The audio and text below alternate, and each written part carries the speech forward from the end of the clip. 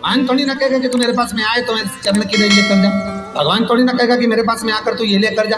भगवान तो कहेगा मेरे पास में आया है, मांगना कुछ मत, बस मुझे जो स्नान कराया है मेरा चरणोदक लेकर जा, छीट दे पूरे घर में, संपदा भरना मेरा काम है। जहां मेरी चरण की रज पहुंच गई वहां संपदा स्वतः पहुंच गई, मैं वहां पहुंच जाता हूं। तो चरणों तक ले जा, पर लोग ले जाते हैं, पूजन करते, कलश भी उड़ेलते, जल भी चढ़ाते, पर आते समय खाली लेकर आ जाते। भगवान को इतना बुरा लगता, मेरे दरवाजे से खाली जाए मुझे कितना बुरा लगेगा। जो आए वो भर कर जाए, भले 2 बूंद लेकर आओ, पर उसमें चरणों तक थोड़ा सा लेकर अवश्य। हमारी माताएं बड़ी प्रेम से कहती हैं, आप लोगों के मन में भी ये बात जरूर होगा, जितने लोग टीवी पर कथा सुन रहे हो, फेसबुक यूट्यूब पर श्रवण कर रहे हो, आपने भी सुना होगा, घर की जो माताएं होती है, कभी भी घर का रसोई घर का बर्तन जिसमें सब्जी बनाई है, 50 लोग अगर जिमने आ रहे हैं और कह दिया आज का निमंत्रण है, 50 लोगों का पार्टी है, ये है वो है, सुहागिल है या ब्राह्मण भोज है, तो वो जो खीर का पात्र होगा, जो बर्तन होगा, जो सब्जी का पात्र होगा, माँ उसको खाली जल्दी नहीं करती है। भले उसमें सब्जी थोड़ी ना थोड़ी पड़ी रहने देगी, जब तक सब जिम कर नहीं चले जाएंगे तब तक उसमें पटक कर रखेगी। क्यों? क्योंकि उसमें उसकी बरकत है। उसी तरह जल चढ़ाने के बाद हम जब लेकर आते हैं पात्र के अंदर, ये उसमें उसकी बरकत है। गर्ग संहिता में दूसरी चीज कही, उसको भी समझ ली। गर्ग संहिता में कहा गया, जब आप घर से जल लेकर जाते हो भरकर, तो ये सृष्टि की जितनी नदियां हैं, पृथ्वी पर जितनी नदियां विद्यमान हैं, जितने तालाब, जितने सरोवर, जितने कुंड, जितने विराजमान हैं, उन सारे तीर्थों का जल जब आप घर से लेकर निकलते हो तो वो तीर्थ का संपूर्ण जल आपके कलश में आ जाता है। और जब आप उस जल को शिव पर समर्पित कर देती हो और 2 बूंद चरणादक लेकर जब जाती हो, तो शिव महापुराण गर्ग संहिता पद्म पुराण कहती है, वो जल साधारण नहीं रहता, वो गंगा जल बनकर तुम्हारे घर को पवित्र करने के लिए पहुंच जाता है। वो पवित्र गंगा जल है, उसको लेकर प्रवेश कर, उसको लेकर पहुंच।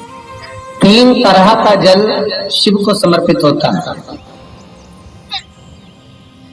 और वो तीनों तरह के जल का अलग अलग भाव है हमारा।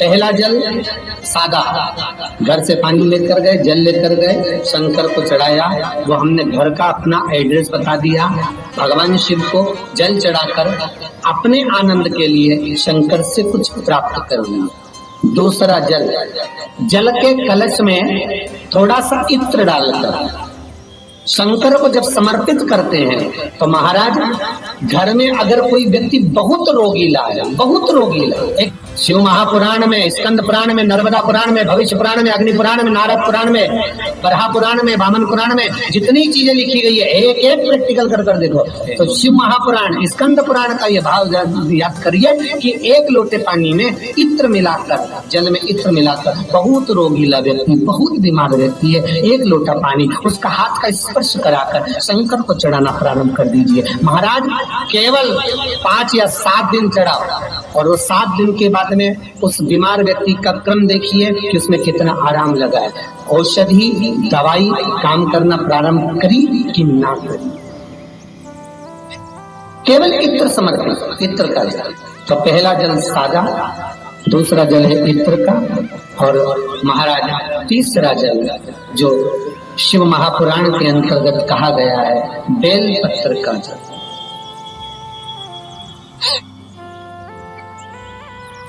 तीसरा जो जल है वो बेलपत्र का जल। बेलपत्र का जल कैसा? तो महाराज शिव महापुराण की कथा कहती है कि जल के पात्र में एक बेलपत्र अंदर डालकर उस जल के पात्र को ले जाकर शिव को समर्पित करना, अर्थात अपनी मन की कामना भगवान शंकर से कह देना, केवल बेलपत्र के माध्यम, बोलना नहीं है हमको कुछ, हमें कुछ कहना नहीं है। 3 तरह का जल का जो व्याख्यान वर्णन किया गया, एक सादा जल जो भगवान को कहा, आपने अपना एड्रेस बता दिया, आपने अपने मन का भाव बता दिया।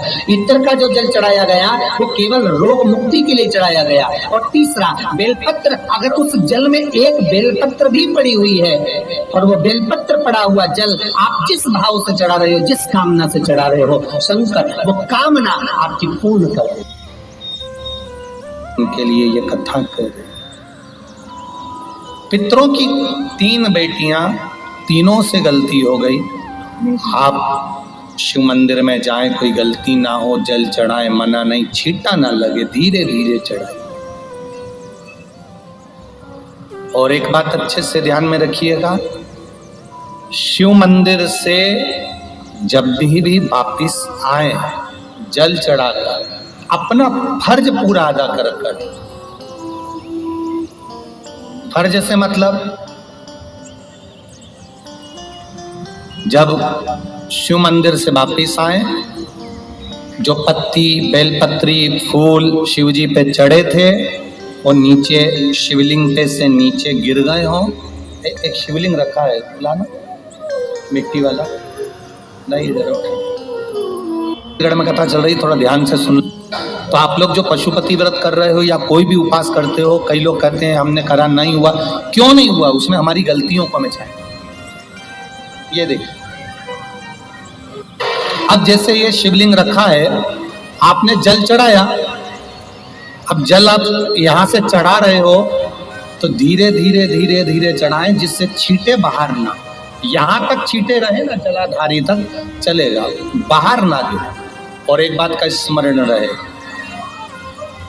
यदि बेलपत्री, फूल, पत्ती जल चढ़ाने के बाद ये सब अगर नीचे गिर जाए, जलाधारी पर गिर गया या नीचे उतर गया, तुम्हारा पूरा जल चढ़ जाए, तुम्हारे पास में चंदन नहीं है, अबीर नहीं है, गुलाल नहीं है, कुछ भी नहीं हो, तो भी अपने हाथ की 3 उंगलियों से रेखा 3 खींचकर और फिर जो माला आदिक भगवान की रखी थी, उसी से भगवान का वापिस पूरा श्रृंगार कर फिर वापिस आइए। भगवान को पूर्ण श्रृंगार,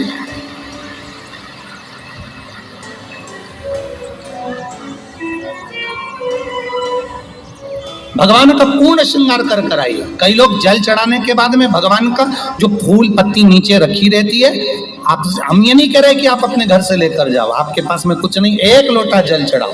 जल चढ़ाया, जो फूल पत्ती नीचे रखी हुई है उसी को उठाकर, उसको रखकर, उसी फूल से भगवान का खूब सुंदर भगवान का कर फिर आइए। क्यों? शिव का जब हम श्रृंगार कर आते हैं, माता पार्वती जी ने देव अधिदेव महादेव का श्रृंगार किया है, आप लोगों के स्मरण में होगा। राम जी ने माता जानकी का श्रृंगार किया है। रामचरित सुनिए कथा, रामायण सुनिए, आप लोगों ने रामायण सुनी होगी, तो उसमें माता बैठी हैं शिला के ऊपर और भगवान राम उनका श्रृंगार कर रहे हैं। एक कौवा आता है, वो चोंच मार कर जाता है, ये सारा वृत्तांत आप लोगों ने श्रवण किया है। तो राम जी माता सीता का श्रृंगार करते हैं, भगवान कृष्ण राधा जी का श्रृंगार करते हैं।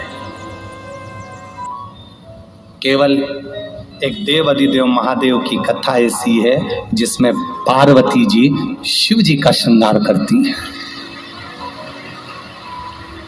शिव का श्रृंगार किस लिए? क्यों? कहा जल चढ़ाने के बाद वहीं पर पड़ी हुई पत्ती से, फूल से, जो चढ़े हुए फूल हैं, चढ़ी हुई पत्ती है, चढ़ा हुआ निर्माल्य है, जो भी शिव जी का है, उसी को धोकर वापिस भगवान का श्रृंगार कर आना चाहिए।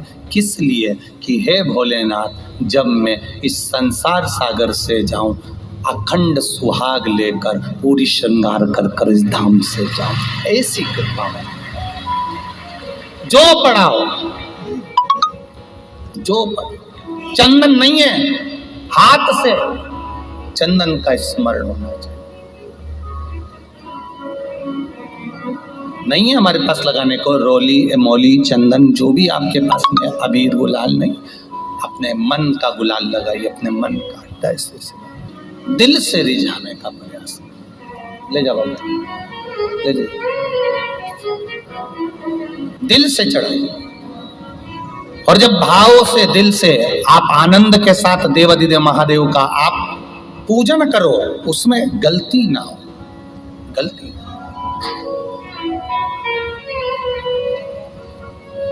देखिए पितरों की 3 बेटियों को श्राप लग गया। श्राप क्या लगा?